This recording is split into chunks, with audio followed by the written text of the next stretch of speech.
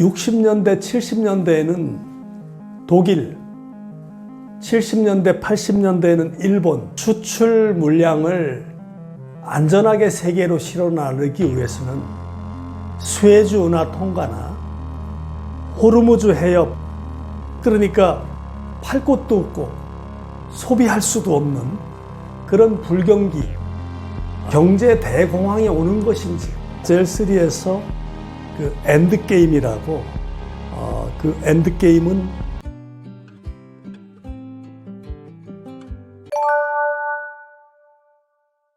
우리가 부정할 수 없는 사실은 60년대, 70년대에는 독일, 70년대, 80년대에는 일본, 90년대에는 중국이 어떤 세계 수출 국가에서는 가장 그 앞선 국가들이었습니다. 그래서 그들 국가들이 수출 물량을 안전하게 세계로 실어 나르기 위해서는 수에즈 운하 통과나 호르무즈 해협 통과는 굉장히 자기들의 수출품을 실은 선박 보호는 굉장히 중요한 안보적인 문제였었습니다. 그것을 미국 해군력에 의해서 세계의 선박이 다 보호를 받은 것입니다. 그렇다면 미국 해군력에 의해서 세계 그 수출하는 그 선박이 보호를 받은 그 통행세가 과연 뭘까요? 그 뭐 항구에 정박하는 뭐 항구 정박세도 있겠습니다만 그게 아니라 그들 국가가 수출하고 받은 돈을 가지고 미국 국채를 사주는 것이 암묵적인 통행세였던 것입니다. 근데 우리는 지금 보시면 아시다시피 2013년도에 시진핑이 중국의 국가 주석으로 취임하고 그때부터 중국은 미국 국채를 줄이기 시작했습니다. 그러니까 미국에서는 기축통화의 특권이 사라지고 미국 채권을 발행하기 위해서는 높은 이자를 줘야 되고 사가는 나라가 자꾸 줄고, 그러니까 미국은 어떤 면에서 더 이상 재정 적자를 감수하면서 끌고 갈 수 없을 정도의 국회 동의를 받기도 어려울 정도의 채권 한도를 그런 상황에 처하게 된 것이고, 이론상으로는 이렇습니다. 그런데 그걸 다시 정반합 차원에서 그런 차원에서 본다 그러면 1949년에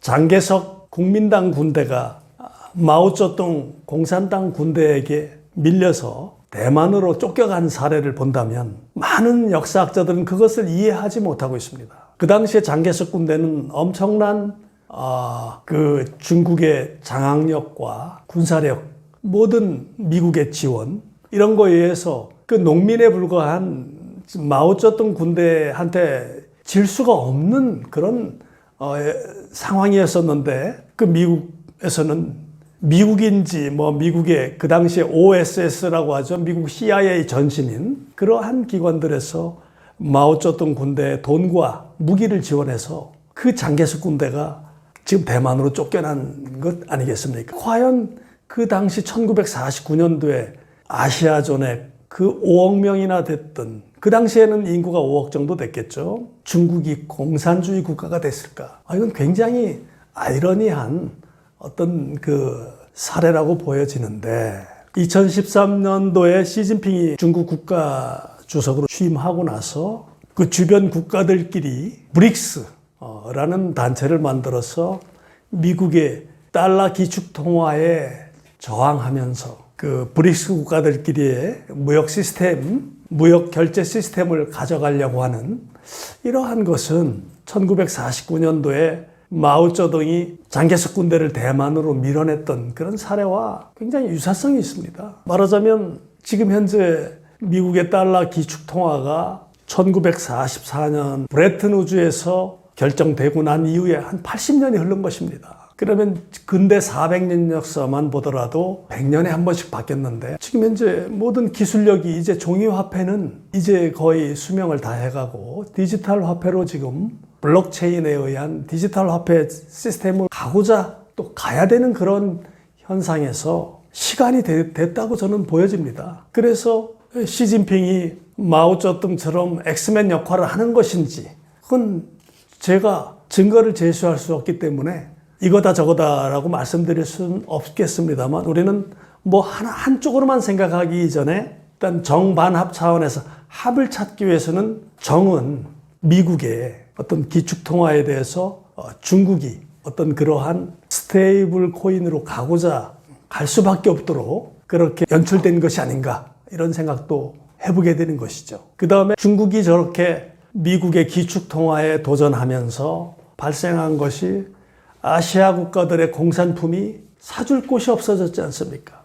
그러니까 팔 곳도 없고 소비할 수도 없는 그런 불경기, 경제 대공황이 오는 것인지 대공황을 만드는 것인지 이것은 참 분명하게 정의 내릴 수가 없을 정도입니다. 그렇기 때문에 중국이 미국의 부채가 말하자면 미국에 의해서가 아니라 중국에 의해서 불을 지피게 된 것은 과연 이걸 어떻게 해석해야 되는가? 우리가 그렇게 중국이 수출 국가가 아까도 말씀드렸지만 스웨즈나 통과나 호르무즈 해협의 어떤 선박 보호에 대한 통행세를 미국 국채를 사주는 것이 암묵적인 통행세였다면 그것을 거부하고 말하자면 브릭스 국가들의 자체 결제 시스템을 이렇게 하게 된 이유가 과연 그 달러로부터 자국 경제를 보호하기 위한 것인지 아니면 경제를 파괴시키기 위한 것인지 참 불분명합니다. 왜냐하면 그 불똥이 바로 우리에게 튀었지 않습니까? 수출하는 공산품을 팔 데가 없어지고 소비도 못하는 이러한 어려운 현실이 우리 아시아 국가들에 온 것이라고 말씀드릴 수 있습니다. 국제회계기준 바젤3라고 있습니다. 스위스 바젤이라는 도시에 있는 국제결제기관인데요. 바젤3에서 그 엔드게임이라고 그 엔드게임은 2028년도부터는 바젤3 엔드게임이 시작하는 해로 이미 발표가 됐습니다. 그래서 그건 당연히 지켜야 되는 것이고 그 바젤3라는 그런 제도 IFRS 9부터 21까지인가요? 그거는 미국의 아더 앤더슨이라는 그 회계 컨설팅 회사가 만들어낸 아주 국제 회계 기준입니다. 그런데 그 엔드게임에 의해서 28년부터 아시아 국가들이 최대 위기가 예상된다고 제가 생각하고 있는데요. 그 이유는 신흥국들이라든가 중진국들은 경제를 발전시키기 위해서는 에너지를 써야 되고 이래야 되는데 선진국들은 이미 지구온난화를 위해서 라든가 탄소 중립세라든가 이런 그 제도를 만들어냈고 또 그 다음에 개인의 그 금융 그 제도도 보면 LTV라든가 그 사람이 집을 사기 위해서 대출하는 그 한도도 그 사람이 갚을 수 있는 능력을 심사해서 주는 여러 가지 LTV 제도에서 바젤 1, 2, 3 어떤 그러한 그 단계에 따라서 은행의 지급 준비금을 높임으로써 어떤 개인에게 나가는 대출 그 한도도 낮추듯이 2028년도는 엔드게임에 의해서 각 국가의 건설업이라든가 각 국가가 시행하는 인프라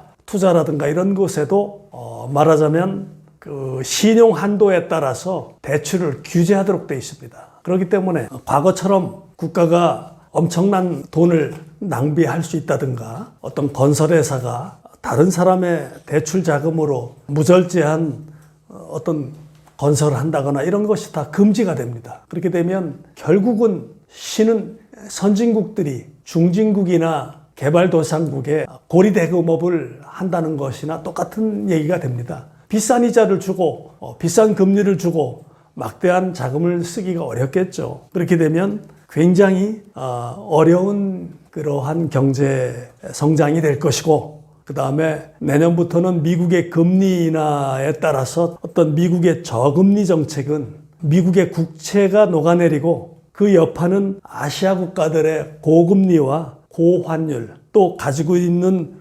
외환보유고의 어떤 저평가 또 보유하고 있는 대외 순자산에 대한 막대한 피해가 발생될 것으로 저는 예상됩니다.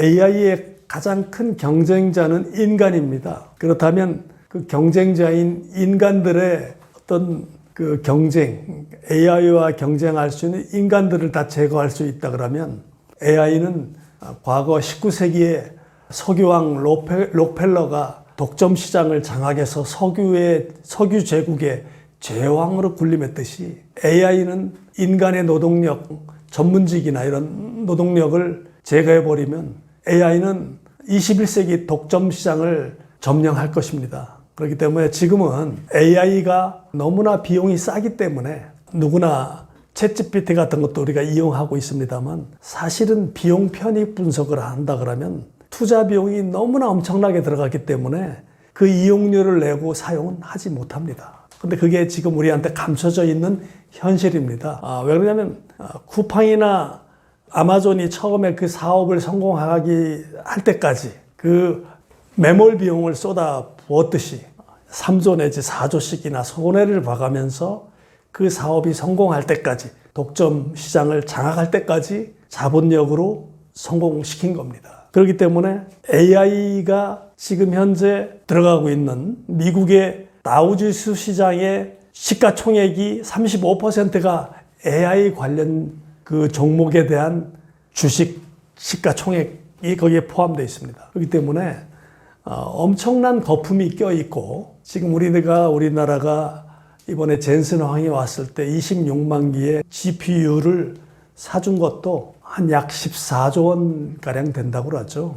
그렇기 때문에 말도 안 되는 높은 가격에 어떤 이렇게 사주기도 하고 서로 소비를 하고 있어서 지금 AI 그 거품이 무너지지는 않고 있습니다만 이것은 쿠팡이든 아마존이든 그 사업을 성공시킨 사례로 봤을 때 이 AI 시장도 경쟁자를 제거하고 독점 시장이 된다면 그때부터는 엄청나게 비싸게 불러도 비싼 비용을 주고 사용하지 않을 수 없습니다. 그렇기 때문에 AI가 지금 들어가는 비용은 엄청나게 비싸면서도 공짜이듯이 쓰고 있고 인건비는 지금 비싸고 뭐 이렇게 되는데 앞으로는 아까도 말씀드렸지만 AI 관련 그 로봇이 생산하는 그 인건비는 약 3,100원. 지금 오늘 현재 미국의 인건비는 시간당 4만 원. 이렇게 됐을 때 이걸 비교해 보면 앞으로 AI가 어떤 제조업 시장을 독점하는 그 시점까지 가면 비용으로 따지기는 상당히 어려운 문제인 것입니다.